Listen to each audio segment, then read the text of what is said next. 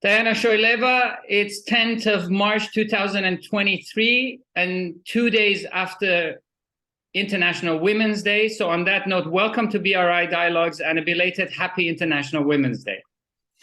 Thank you very much. I actually come from Bulgaria, where we celebrate International Women's Day a lot, and it is our sort of Mother's Day.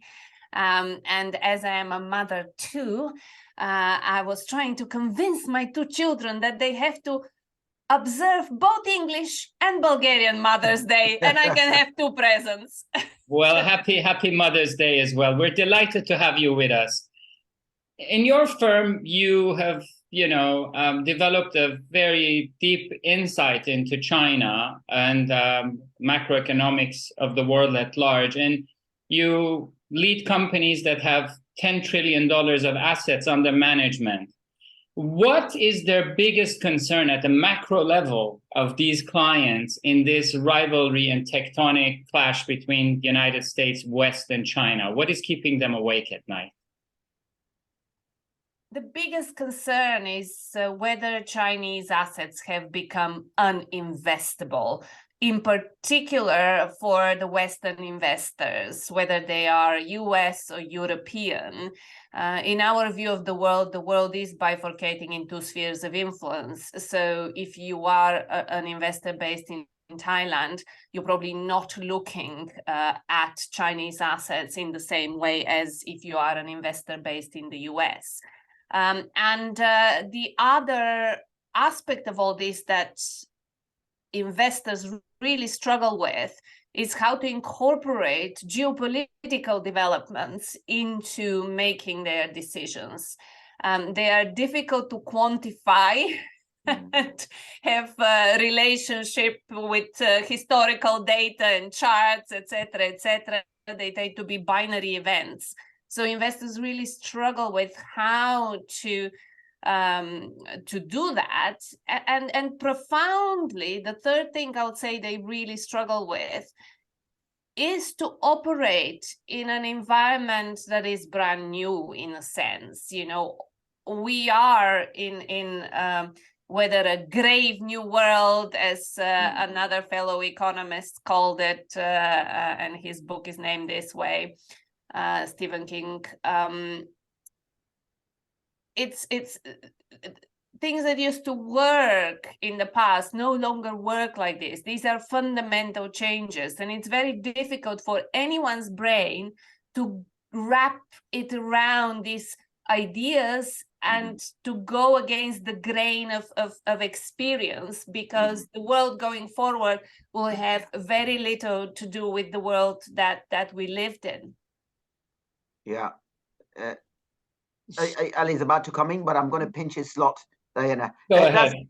That's a fantastic opening observation, being in uncharted waters, which obviously makes any planning, crystal ball gazing. So in terms of what is moving and what is fixed in your realm, do you think that decoupling, if that is what we think is going on at the macro global level, is actually going to be more problematic for China? And is that where President Xi Jinping is now beginning to locate himself? Do you think he's also becoming an isolationist, or is he going to try and ride this wave?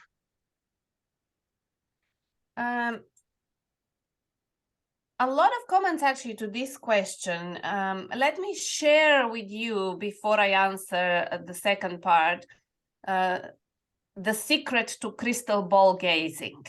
That's what I have been doing all my career, and I know us economists get a bad rap for our efforts, and just to open a bracket here and say that I don't think just looking at the macro side is enough anymore, as we discussed. And so the team at Enodo Economics has 250 years combined experience covering China from a macro geopolitical, political, and technology aspect. And pretty much everything else, I think, is just absolutely critical to look at absolutely everything. And then the way to get things right, actually, with more probability, with a higher probability, is to try and identify in the world what will be the key driving force, and then how everything will come off it. And it's an exercise of being able to absorb the complexity of the world and then really zero in on what you think will be the driver. And so what our key theme has been for the past, since 2018, and I'll tell you why since then, has been what we termed actually the great decoupling. We were ahead of the pack on that across the board, so much so that I also made sure I bought the domain name thegreatdecoupling.com to stake the claim. And this is this all-powerful or all-encompassing competition, great power competition, and our assessment that it will lead into a bifurcation of the world, not a balkanization, to bring sort of a term from where I was born. And I can explain why, but let me tell you something very important here. It is China and it is Xi Jinping that are looking to decouple from the world. It is not the rest of the world looking to decouple from China. Of course, by now, the decoupling has become very much a dynamic relationship. But if you give me sort of a few minutes to explain very broad brush terms how we got here. When China was bolted on to the global economy in 2001, as the rest of the world opens its doors through China's entry into the World Trade Organization, that led to a fundamental reshaping of the way the global economy worked. And partly, it was not really actually, China was not absorbed in the best way possible. The global economy, trying to incorporate the semi-command economic system of China into the free liberal markets of the West, that were created on the premise of the West, has not been successful for a variety of reasons. And unless China moves fully in the direction of the free liberal markets, or unless the West moves in the direction of China's own system, economically, and socially, the system was not working, or what we created was not working. The first expression of that was the global financial crisis, which on my assessment was not the result of the greedy bankers. It was very much to do with bolting on China's huge economy, which was very high in savings, and they needed to dump those savings into the rest of the world because of their own reasons internally, and that lowered risk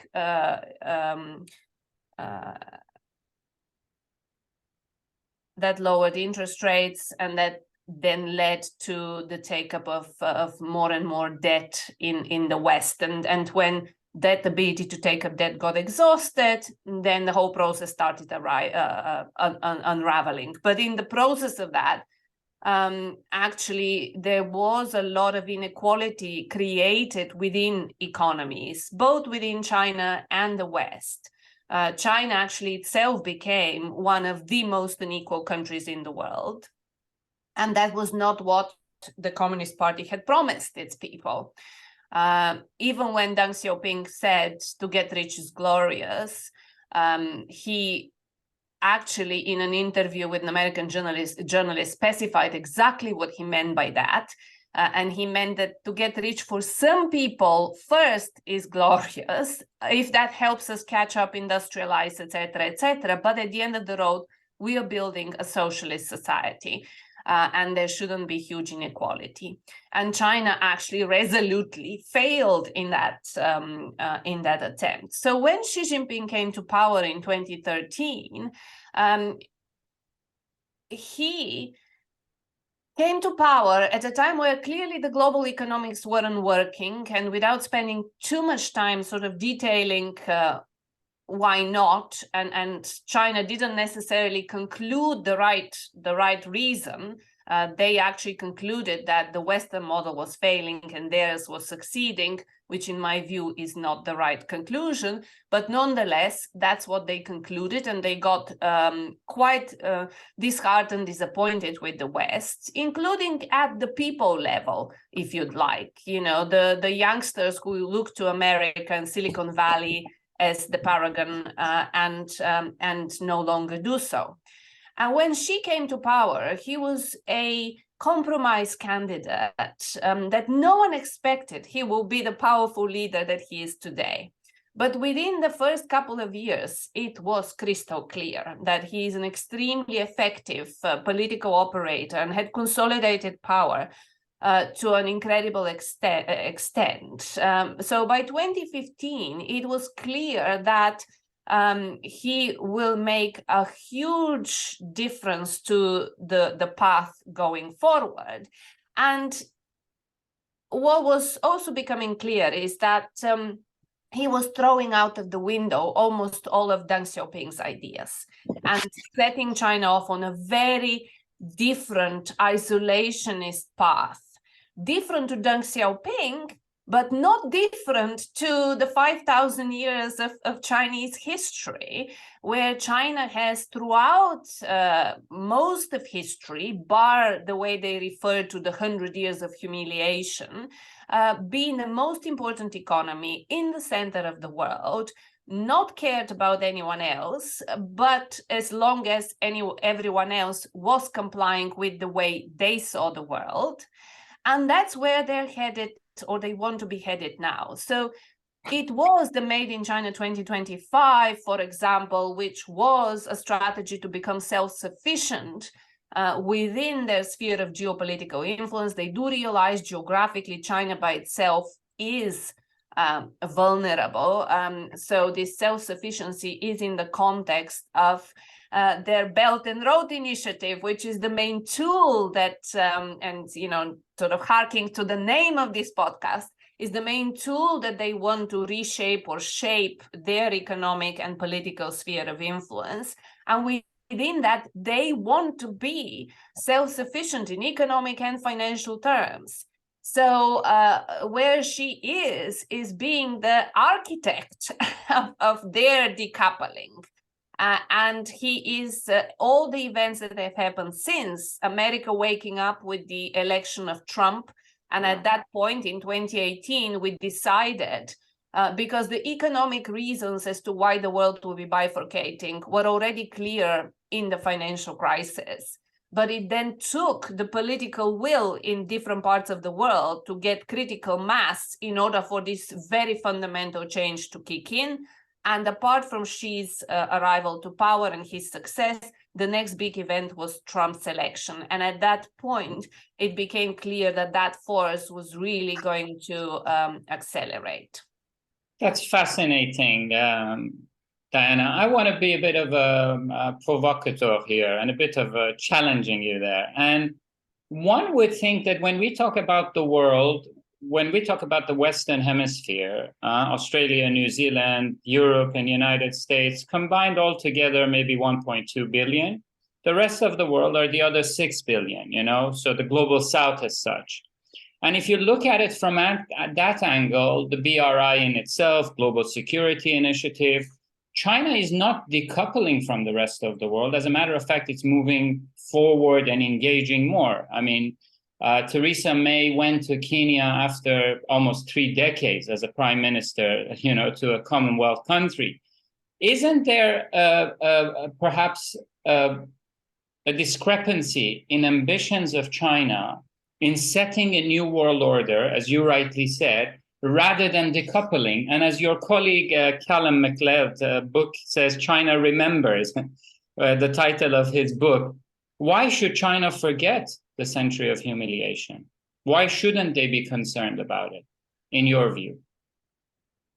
Oh, I'm not saying they shouldn't be concerned about it. It's clearly shaped modern China in a very fundamental way. And I'm also not saying that they shouldn't set about creating a new international order. What I am observing is that that's what they're trying to do. And I'm also observing that that's what America is not prepared to live with.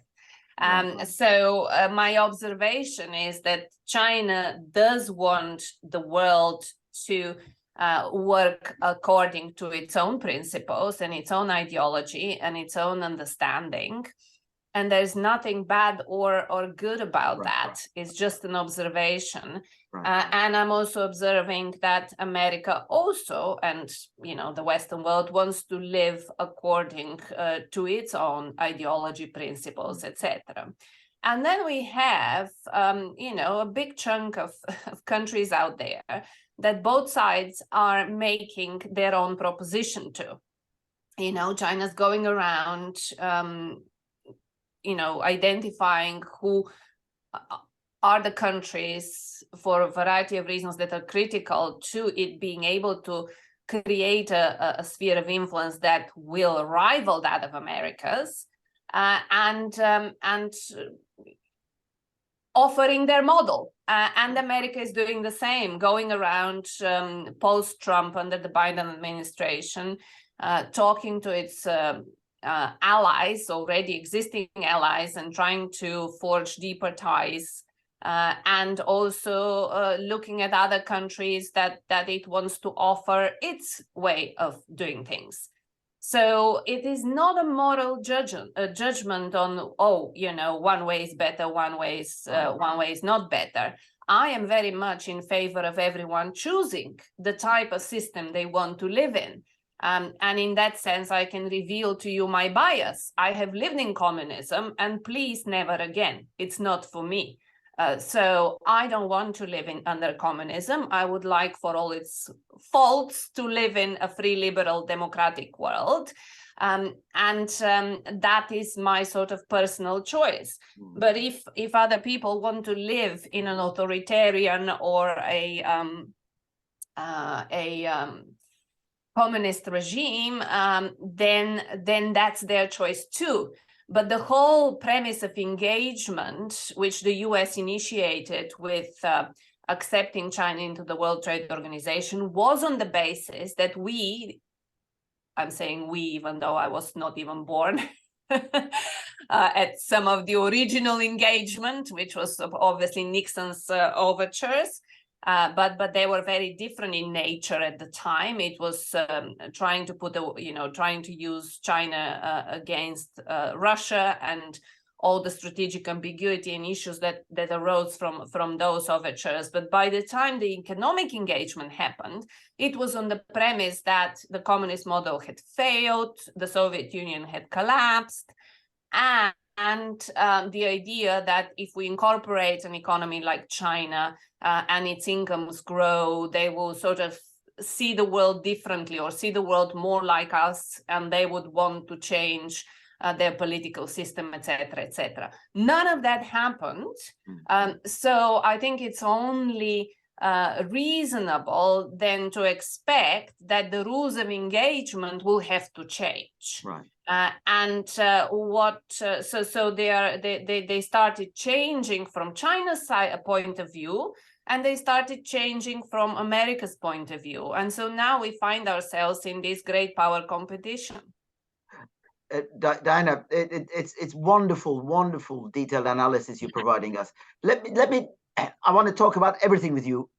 Well, hopefully not everything. But I am an expert only in certain things. Yeah, no, but you've opened the Pandora's box, Diana. So let's go down this path of analysis, that there is now this growing rift between Sinocentric world and US-centric world. And we continue to bunch the West together. But if you take examples like the Inflation Reduction Act, which is now, you know, President Biden's chief economic weapon, it seems to me, you bring that into the frame. And if you put yourself in Brussels or in London, looking at the way in which the world is changing, where are you going to put your chips? Particularly as you are looking east towards China and its BRI, and also its huge footprint in parts of Europe already, in Greece, in Italy, in Cyprus, further up in Eastern Europe, and so on.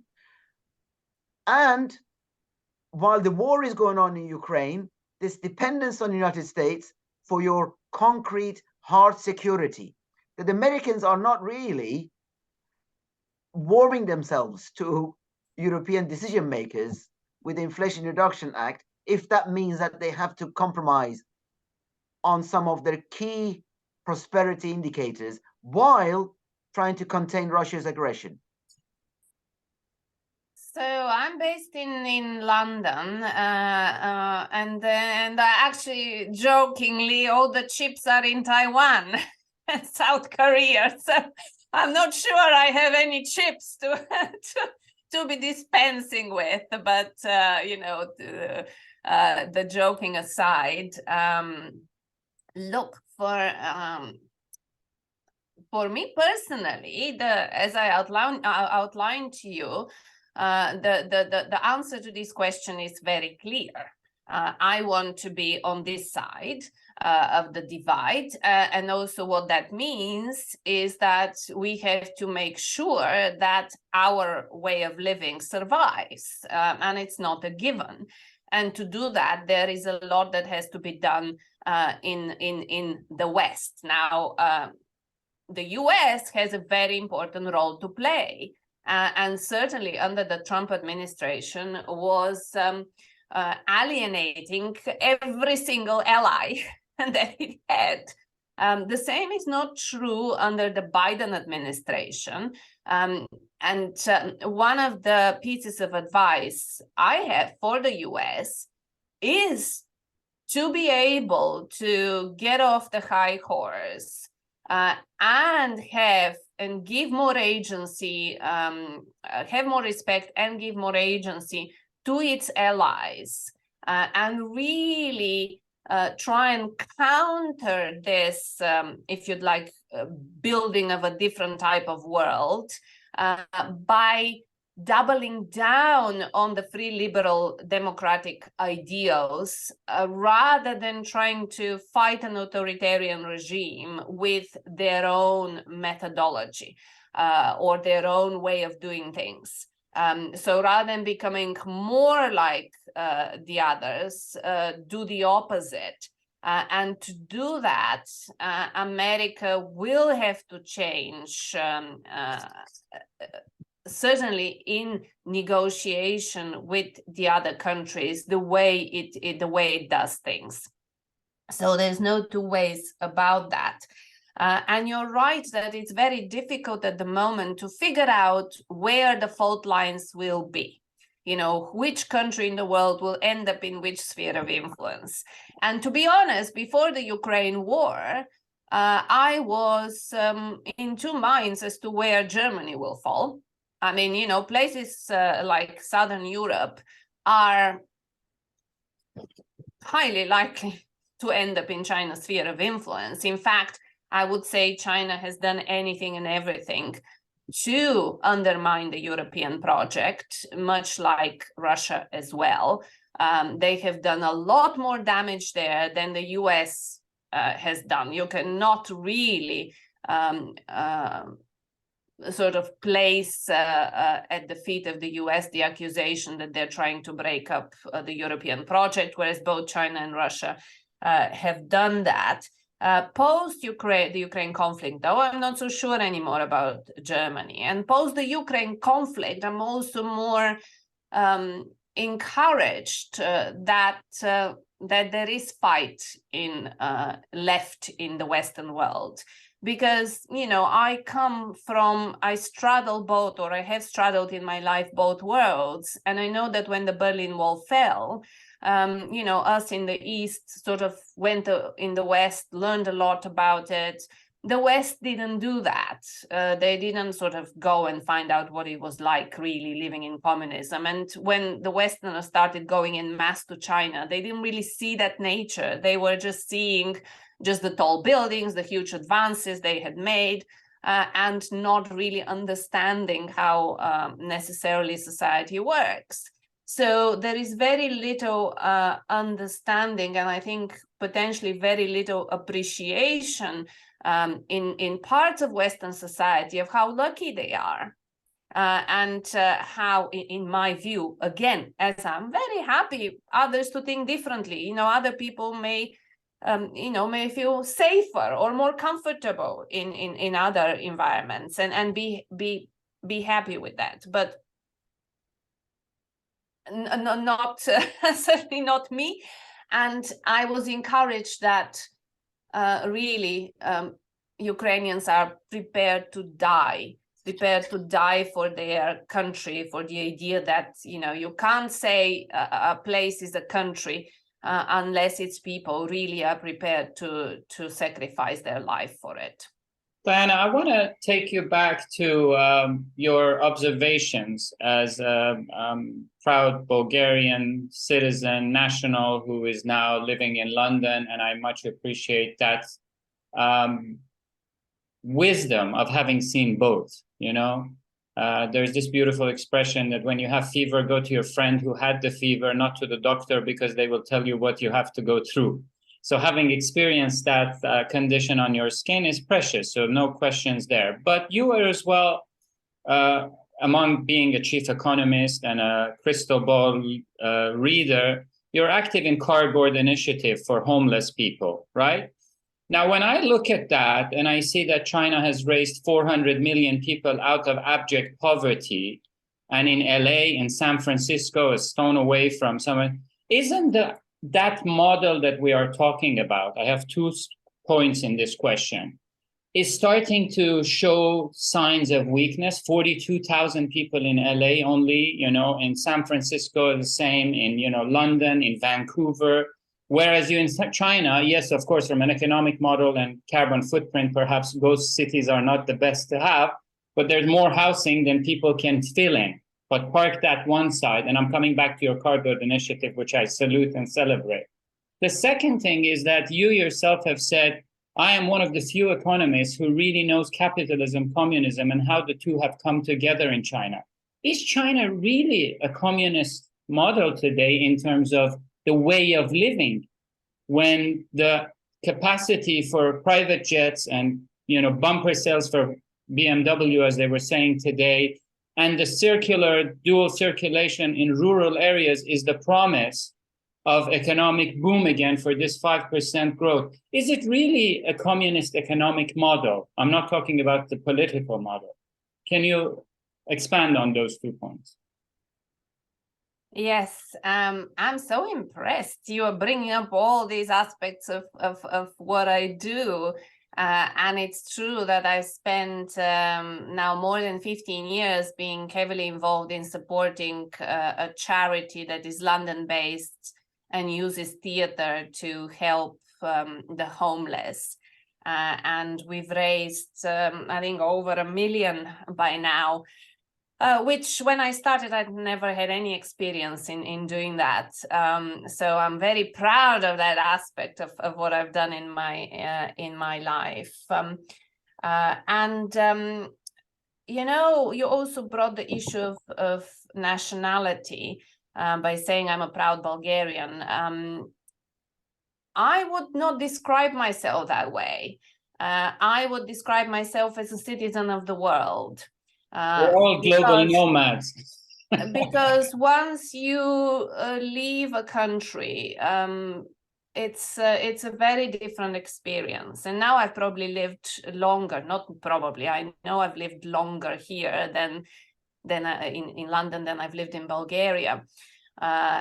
actually, I crossed that Rubicon at the time when the UK voted for Brexit. So I had an identity crisis at that moment, and I've decided I'm a global citizen. And if we had Martians, and a Martian was sitting on Mars and looking at Earth, they will be really perplexed as to why are we fighting? Why are we fighting where the last 30 years have been one of the most, not one, the best time in history for humans in terms of, as you mentioned, pulling huge parts of the global population out of poverty, managing to deliver electricity to the majority of people on Earth, managing to live fairly peacefully. Obviously, there were conflicts in different parts of the world, but we weren't all embroiled in a global war. And we delivered education to the majority of people around the world.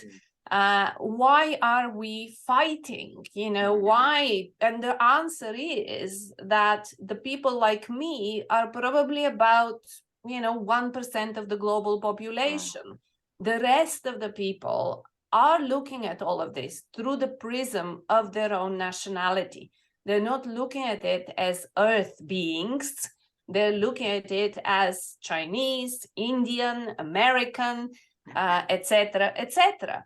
And then when you look at how this globalization has impacted societies internally, it has increased, as I mentioned earlier, inequality within each of them for a variety of reasons, including China. China was very successful at pulling however many, they were 800 or people, a million out of poverty. But if you look at both income and wealth inequality, it is one of the most unequal countries in the world, and something that they're trying to change in their own way, in the same way as America and the rest of the world are trying to change in their own way. So really, this globalization has not been internalized successfully from the perspective of the national. From the perspective of the world, we have made massive strides, and even look at technology and the advances and all of that. We're going backwards on all of this. But that's, again, an observation. I don't think that I, as an individual, or even politicians and in positions of power, or businessmen in positions of power, can change this dynamic. Probably the only force that could change this dynamic is a very significant ecological disaster that wipes half of us. And then maybe we wake up to the fact that we have to live together and the planet is, one planet. But none of that is happening right now. So none of that is happening right now. And everyone is looking at the issue from a national perspective. So then, yes, it will be a fight between two different models, both political and economic. And I'm not contending that China's model is entirely the old style command economy model, not least because in the past, we had a very different, when the Soviet Union was trying to get this going, we had a very different situation. And I will, in terms of technology will play a huge, is the difference in all this. But I will also posit to you that China would have not achieved the successes that it did achieve over the past 40 years if it did not open up to the rest of the world, and if the rest of the world did not accept it into its system. So we cannot test its model backwards and say, oh, let's go backwards 40 years and not accept China into the rest of the world. Let's see what happens and how that model develops. That is not, that is a given. So what has happened in those 40 years is that they created a hybrid model economically, and now they're changing that model. And the changes are really profound. Right. it's a much more concentration of power into the hands of the party. So under Deng Xiaoping, he created the state institutions that were the veneer, if you'd like. The party still was controlling a lot of the strings when it came to important decisions, but there was autonomy given to the state institutions. Now that has changed dramatically. We are just having the National People's Congress and some announcements on, new developments, in particular this time in the financial industry, and everything is putting the party very front and center and taking away from any institutional freedom that might have been achieved in the past. So that is one fundamental change. Another fundamental change is that mantra of to get rich is glorious, in the sense that, as I mentioned, Deng Xiaoping did himself say that they are not trying to create an unequal society. So now it is about making good on that second part of the promise. So it's not about spending. Xi is very much about cracking down on ostentation spending and about frugality as the ideal, so not having millions of BMWs or whatever else. Or I think there was one Chinese lady that famously said, "I'd rather cry in the back of a BMW or Mercedes than I cry on the back of a bicycle." Don't know why I brought that up, but he is changing that. To get rich is no longer glorious. It's about redistributing the wealth of the rich to the poor, etc., etc. Another aspect of Deng Xiaoping's, which was very critical, was the aspect of hide your strength and bide your time. Xi has thrown that out of the window as well. He has stood up and said, "We're here and we can offer a different thing. We are ready." So that has changed the relationship of China with the rest of the world and the willingness of parts of that rest of the world, not all of it, to engage in China on the same terms as before. So the economic model is changing there too. Really, the open door policy has changed too. This internal, the idea of dual circulation can actually be translated very briefly into close absolutely everything you can and make it internal, again, within China's geopolitical sphere of influence, not necessarily just within China itself, and open where you must, where you need the expertise of the West still to learn from, if they're willing to give them, because that's really no longer in the same. So there, the Chinese economic model has moved from being a total command economy under the old style before technology and before engagement, to a hybrid economic model under engagement that incorporated aspects of the free liberal democratic world but never became fully one, to now their own path, their own solution, and actually moving to a more command and control model with using technology. The idea is that they will be able to square up. Whether they will be successful or not, the decades ahead will show. But the way I think they see this is to use technology to be able to feel in control more. So digitalizing every aspect of the economy, so they see everything and they can attend to problems ahead of time. But by doing that, allowing more freedom to the people, because they can intervene if need be. Right. So that is, I think, in a nutshell, the way they see the future economy and the way it's going to work. And yeah, go ahead. I'll stop here. I was about no. Forgive me for interrupting. So, but the last 40 years, Diana, the people have been fed the former model, right? And the generation which is now emerging in positions of authority and so on, have been fed on this model of globalization and integration, which has been followed by prosperity, rising standards of living, and so on.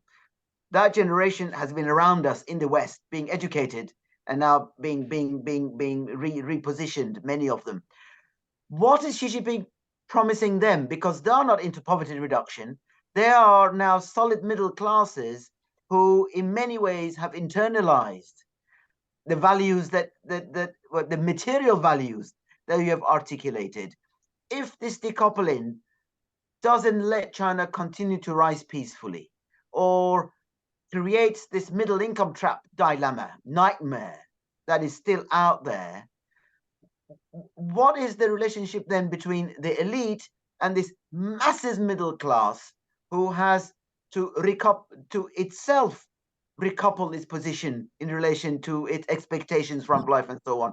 The impression I get is only an impression that many 20, 30 somethings are increasingly looking to a better life outside of China, which must not be a very promising prospects for the leadership.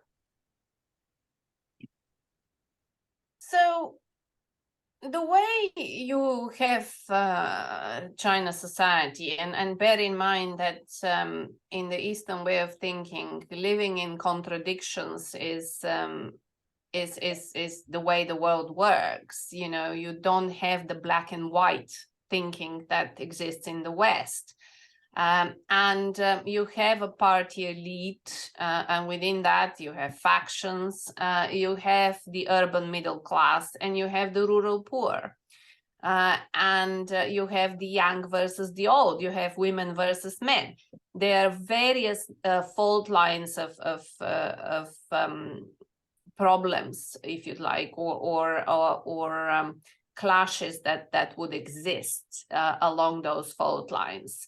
You know, you have an aging society and a younger population that have to work ever harder in order to support the old. You have a very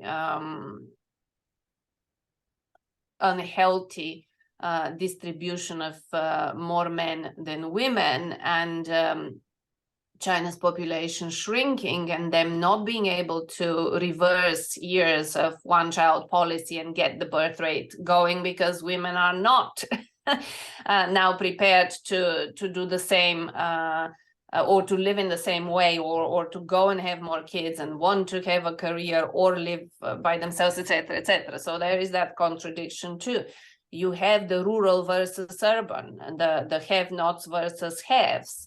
And you have within the elites the old factions that Xi has destroyed, the old structures of power that he has, is the word emasculated?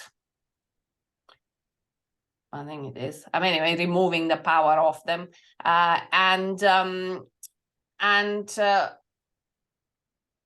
Really, is she breaking the contract, or this unwritten contract between the top leadership and the rest, that you keep us in power and we give you improvement in your everyday well-being. And the Chinese people have seen huge improvements in their everyday freedoms. I mean, they used to live in you know, tiny spaces attached to their place of work with no privacy, so much so that you know, they didn't even know how to make babies, because it's so difficult when you have no privacy and no one tells you things either. So anyway, it was like a really constrained existence, which now has changed dramatically for them. And what she is responding to is the needs of the have-nots. The way he has decided to respond to that, in line with socialist ideology, is to redistribute and hope that via redistribution that will also propel the economy forward in totality. But that is a gamble. It is not, you know, what China is attempting to try and solve the middle income trap through this common prosperity, income and wealth distribution, has not been tried. We don't know if it will succeed. They don't know if it will succeed. You don't know if you're going to discourage the people you're taking from way more than you're going to encourage the people you're giving to, or vice versa. Because if you discourage the people that you're taking from more than you encourage the people that you're giving to, then the economy as a whole will not perform well. If you encourage more the people that you're giving to, then discourage more the people you're taking from, then the economy as a whole will perform better. It is really a redistribution income that effect that depends on how that balance will work. And I don't think they have an answer. It is very difficult for us to have an answer. We've never attempted that at this scale. You know, I'm talking to some people in China that do want to leave, but I'm also talking to people that don't want to leave, and are actually taking their assets away from the West and investing them back in China because they think that China has a better shot at it, has a better, you know, whether it's for nationalistic reasons or whatever, it is not, to me, necessarily uniform view out there at all. I mean, it's very difficult to know what the Chinese are thinking when you are a Westerner. Even for me, who is not a Westerner, if you see what I mean, I think I'm good at communicating with the Chinese because I understand them. I understand where they're coming from. But nonetheless, I think there is this perilous perception in the West that if the Chinese could only speak their mind, they will tell us that you know, they are not happy with the system. I don't think that's necessarily the case. I think there are vast parts of the population that at this point are still happy with the system. What no one was happy with was clearly the dynamic COVID-0 policy, because that brought them years back into having this very strict control that the party was putting in the past. And we saw that we had the protests in last year in October, November, and then the party did change its policy, partly in response to these policies, to these protests, and partly in response to seeing that the economy was really in the doldrums as a result. And what also is important to note is not to underestimate the Chinese Communist Party. It has had a tremendous capacity for avoiding disasters in the past. It has been on the brink of disaster a few times, and it is a learning organization that was capable of change. So, you know, has the contract really been broken between the Chinese Communist Party and the people? Of course, some elites are certainly unhappy. Is the majority unhappy? It's difficult to say. I wouldn't say the situation has gotten so drastically worse beyond now, you know, now that zero COVID is out of the picture. It hasn't gotten so drastically worse for maybe the majority to rebel. But even if anyone is to rebel, can they rebel? Can there be a coup d'etat? Very difficult in the current state of surveillance. Can there be a popular revolt? Very difficult in the current state of surveillance. Diana, this is amazing. And it brings me as well to another hat you wear, which is at Ashbridge Education, where you teach senior Chinese executives. And I think you have a good pulse about what they think, which you touched on. But is there a chance, just by the fluke of it, as you said, it's a gamble, in this casino of redistribution, if Xi Jinping hits the jackpot in this circular economy, and is able to lift more people out of poverty or to provide a better, I would say Xi Jinping is somehow a reincarnation of Bernie Sanders on redistribution model, but with power and authority. And if that happens, and if God forbid, because it has ramifications across the board, as Ray Dalio and others are warning many of us, that there may be social economic unhappiness and unrest between the haves and have-nots in the United States. In that world, if China doesn't want to export communism as the export of democracy, the way that US has tried in the past 30 years in Iraq, Afghanistan, and Libya, and say, hey, wait a minute, we don't want to tell you how you run your government. We're just saying our economic alternative is this. If that gamble hits the jackpot, it's a major break into the casino for China, isn't it? I didn't follow, sorry. If Xi Jinping's gamble on redistribution works, and at the same time, US is unable to address some of its own disparities, as Ray Dalio and others are addressing, in 10 years' time, that would be a major breakthrough for China in validating its model. Is that not the risk there for US as well? Yeah, there is always, China could succeed.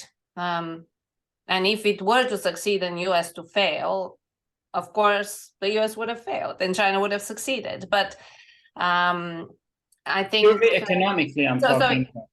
Yeah, so in that sense, I don't understand the question. Is yes, if we end up in a situation where one is clearly more successful than the other, then we are there. So what I mean, the way I may understand your question then is to say that what I'm trying to say is that this shouldn't be an exercise in complacency on either side, neither on the Chinese side nor on the US side. We shouldn't be complacent. And we should also, but both sides are trying to address their internal problems in the way they think fit. It's fair to say that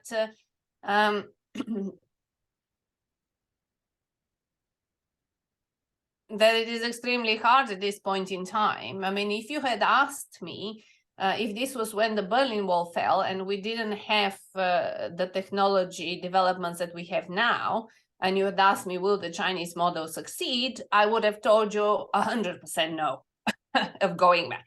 However, now it is more difficult to see it because it really is uncharted territory.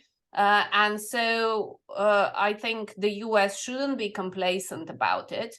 And the Chinese shouldn't be complacent about the resilience of the democratic system either, because America has gone, and the rest of the democratic world has gone through very major periods of upheaval that it had survived. So yes, we don't know how we'll end up in 10 years. While we're waiting for that answer and how it ends up, your sage words and advice for people on both sides. If you were to leave the cinephobes with one piece of advice and cinephiles with one piece of advice, what would that be after all these years of remaining close and studying China? I want to sort of give advice to people like that, if you see what I mean. Like I don't want to, what I don't want to accept actually at a fundamental level is division. Right. I don't want to accept division. I don't want us to divide. I don't want us to think, you're bad, I'm good. You are this, you are that. I don't want to accept division. I want to see, and that's idealistic, I understand that. I understand that, and I'm not even a teenager anymore. So we share the sentiment, but I paraphrase my question. If you were to give them two pieces of advice to come closer together, what would that advice be? Yes, that is one which I would sympathize with more. So I don't want to enforce the division. I want to, I want to get people together. And I think the best advice is to understand each other and to communicate. Because let's say, the two sides of the world, let's say both systems are successful. That's also not necessarily, let's say the rules, there is a wall between them, the rules of engagement are rewritten, and both systems are successful from the perspective of what people want out of their system. But what we want to avoid is those two systems coming to blows unnecessarily. And the only reason to do, is to understand each other and to communicate. This is why the current lack of communication between China and the US is so perilous and disconcerting and dangerous. I think both sides of any type of division should try and understand the other side much better and should try and find the common grounds so we can live all hopefully happily together on one small planet Earth.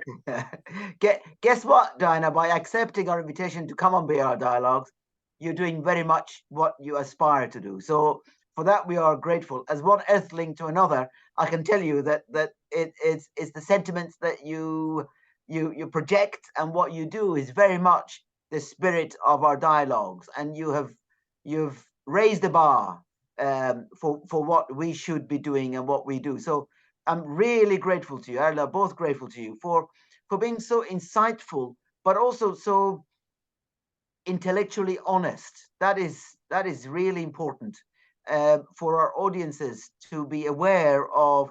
Senior authorities like yourself speak not only passionately, but also honestly, and not being worried about the guardedness or unguardedness of it. It's really important personal kind of message you're giving us as well. So it's been an absolute pleasure to have you with us.